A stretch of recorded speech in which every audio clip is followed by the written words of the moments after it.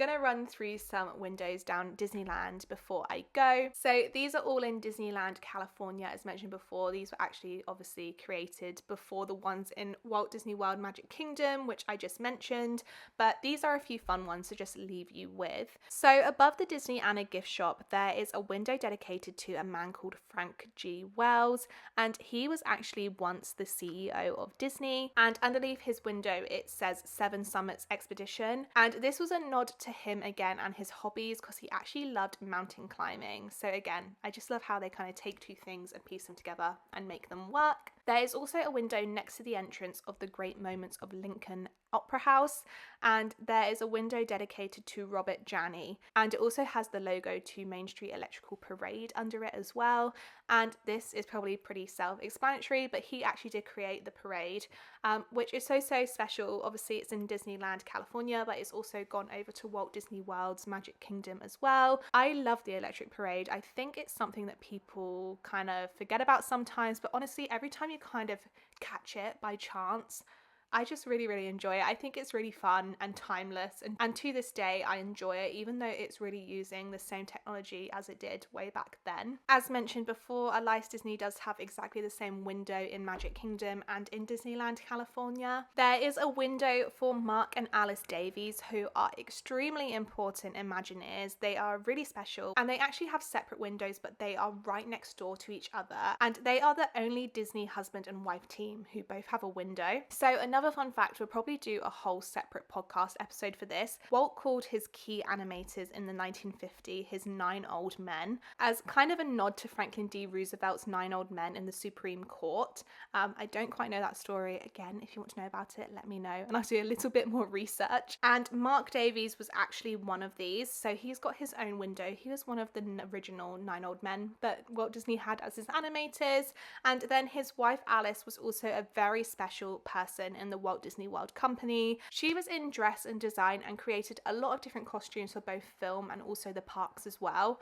One of her most well-known costume sets is for the New York World's Fair, where they actually entered the attraction It's a Small World, and she had to create 150 dolls costumes for all different countries and areas across the world, which was obviously a massive project, but she did it with grace and they came out looking amazing. Obviously Small World is an attraction which has been replicated across multiple different parks. It is such an iconic ride to go on when you either go to Disneyland California or Magic Kingdom or Disneyland in Paris, and basically the vibe and the costuming all started with her, so she definitely deserves a window. And then finally the last one, which I'm going to leave you with today because they are one of my personal favorites, there is of course a window for the Sherman Brothers. This wasn't even presented to them that long ago. It was this side of the 2000s, which I know is still 23 years, but yeah, it's not something that's been up there for ages and ages, considering how long they've been working with the Walt Disney Company. But if you don't know, the Sherman Brothers created a lot of different music and songs for both Walt Disney World films and movies, but also the parks as well. So their window does say, "Two brothers tune makers will write you a tune for a song."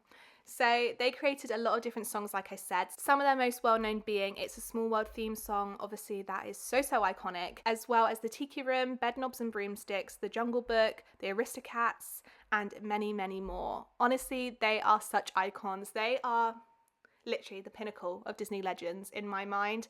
I grew up doing musical theatre and dance when I was younger, so I have danced to so many of their songs in the past. They are really sentimental to me, and I just love their music style. You can pick their sort of music out from a mile away. Yeah, and I just absolutely love them. But this podcast isn't just about them, so I will stop there. Again, maybe in future I will go into specific animators and kind of how they benefited the Walt Disney Company and what they did over their time with them, because that is the main thing when you boil this down. The windows down Main Street are for Disney legends. Like I said, they are one of the highest values of appreciation that the Walt Disney Company can give to their staff.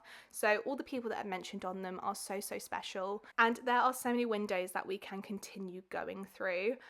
So like I said, we can definitely do a few more episodes of these and then even break down further onto specific Imagineers as well. But yeah, I hope that gave you a little bit of background. I literally feel like my mind's been going 100 miles per hour. Funnily enough, I didn't feel like I had enough research for this episode. I didn't think I had enough content to talk about, but there is so much. I have been talking non-stop and I haven't even scraped the surface, like I said. So I hope I didn't speak too quick. I hope you were still able to take a little bit of information, extract some stuff from me, and I just really hope you enjoy. I think that next time anyone who's listened to this podcast, as well as myself, go to Main Street, we will really start taking appreciation for them windows if we haven't already. There's a lot of people we need to give thanks to how Walt Disney World looks nowadays. It was a massive project. It still is a huge project, and we wouldn't be anywhere without all the cast members that made it happen. It's so important to be kind to everyone that you see at Walt Disney when you go, and also give thanks to all them windows too. The people that can't be with the company anymore, the people that made really big moves for the company, they all deserve credit, and all them windows are there for a reason. It's so nice that you can walk down there and just research one, search it on Google. So I'm going to propose a challenge. Next time you are down Main Street, whatever one that is, whether you're in California, Florida, Paris, Shanghai, or Tokyo, start having a look at them windows when you're sat waiting for the parade, or you're having an ice cream, or you're just taking a pause for a moment. Pick a window that you don't recognise, search a name, and learn something new about one of the Imagineers. I'm sure you will not regret it. Like I said, everyone has a reason for being up there, especially if it has a fun little quote or related to a different business. There's definitely a story behind that sometimes as well.